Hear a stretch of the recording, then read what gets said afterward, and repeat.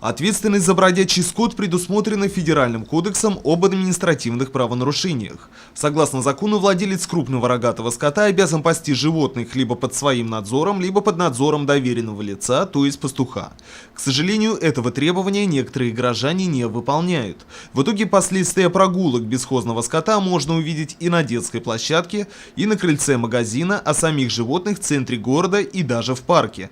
Рогатые нарушители порядка и спокойствия ежедневно пасутся на улицах города, уничтожают насаждения и в целом портят культурный облик Сибая. Местные власти, мягко говоря, уже устали решать эту проблему. Ведь корова не машина, на ней нет госномеров, по которым можно установить ее владельца.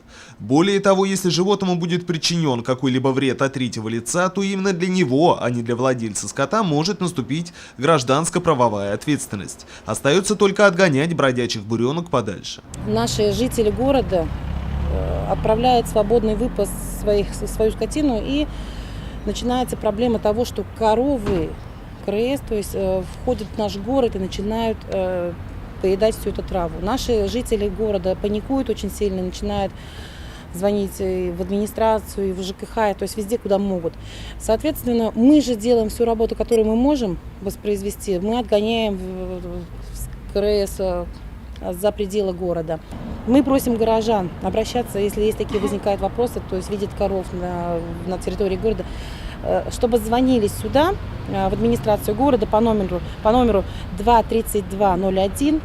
Они отзваниваются непосредственно мне, и мы будем принимать меры по отгону скота в специально заведенные места. Проблема бродячего скота в нашем городе, как и по всей республике, может существовать вечно. И здесь уже нужно говорить не о наказании, а о культуре быта.